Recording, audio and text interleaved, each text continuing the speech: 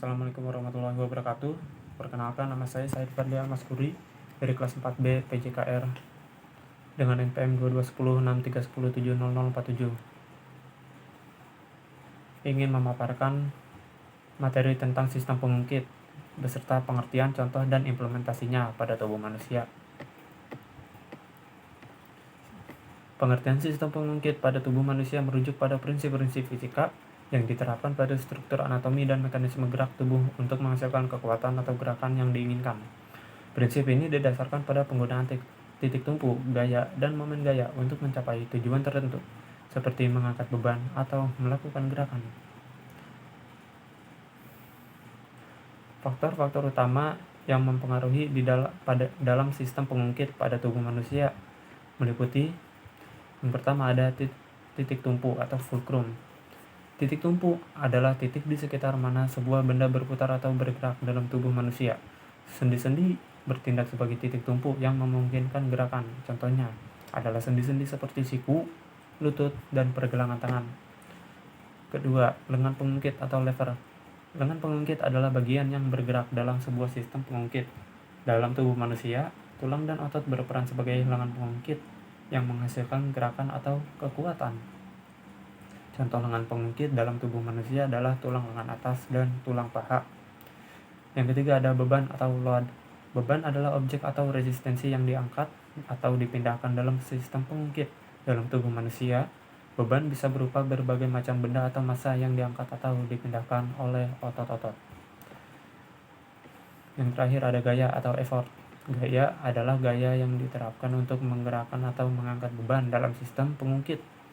Dalam tubuh manusia, gaya dihasilkan oleh kontraksi otot yang menyebabkan gerakan atau kekuatan untuk mengatasi beban. Contoh-contoh sistem pengungkit pada tubuh manusia.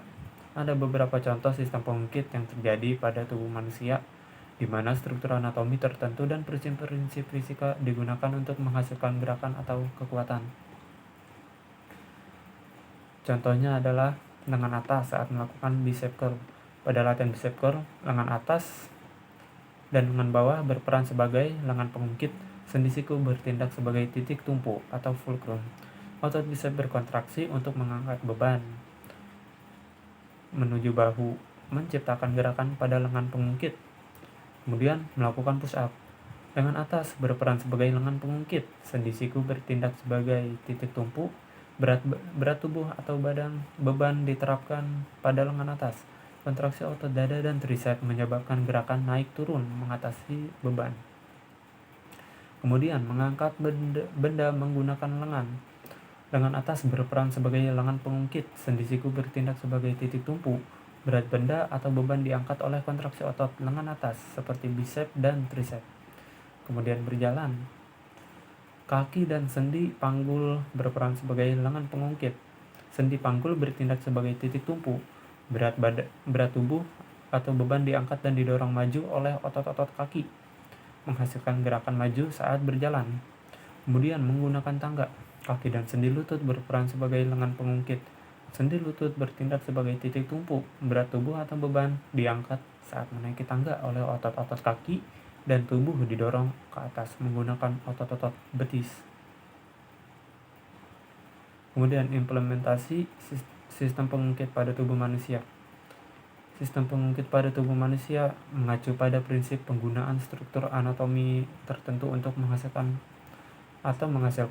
meningkatkan kekuatan dan gerakan. Meskipun tidak ada struktur yang secara khusus disebut sebagai pengungkit dalam tubuh manusia, prinsip-prinsip dasar pengungkit seringkali terjadi dalam berbagai aspek anatomis dan fungsional tubuh manusia.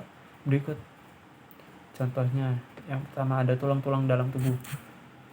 Tulang-tulang manusia bertindak sebagai pengungkit. Misalnya, lengan atas berfungsi sebagai lengan pengungkit ketika membawa beban dengan sendi siku sebagai titik tumpu.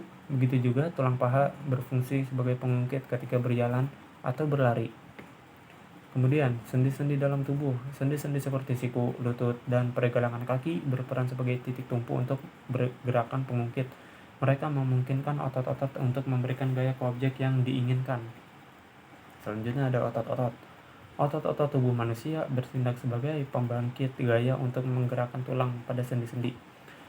Prinsip pengungkit tercermin dalam cara otot melekat pada tulang di sekitar sendi tertentu untuk menghasilkan gerakan. Selanjutnya ada leverage dalam gerakan. Misalnya ketika Anda melakukan push up, lengan Anda bertindak sebagai pengungkit kedua kelas ketiga. Lengan Anda berfungsi sebagai lengan pengungkit, siku sebagai titik tumpu, dan tubuh Anda sebagai beban. Dengan demikian, Anda menggunakan prinsip pengungkit untuk mengangkat tubuh Anda. Selanjutnya ada alat bantu teknologi. Ada juga implementasi sistem pengungkit dalam desain alat bantu teknologi medis seperti kursi roda, tongkat, atau bahkan prostesis. Desain-desain ini memanfaatkan prinsip pengungkit untuk membantu pengguna dalam bergerak atau melakukan aktivitas tertentu. Selanjutnya ada gaya-gaya fisika pada gerakan. Prinsip-prinsip pengungkit juga terlibat dalam berbagai aktivitas sehari-hari, seperti membuka pintu, mengangkat barang, atau menggerakkan benda berat. Ketika Anda menggunakan lengan Anda untuk membuka pintu, Anda menggunakan lengan sebagai pengungkit dengan sendi siku sebagai titik tumpu untuk menghasilkan momen gaya yang diperlukan untuk membuka pintu. Implementasi sistem pengungkit dalam tubuh manusia menunjukkan bagaimana prinsip-prinsip fisika dasar berperan dalam gerakan dan aktivitas sehari-hari kita. Sekian pemaparan materinya. Wassalamualaikum warahmatullahi wabarakatuh.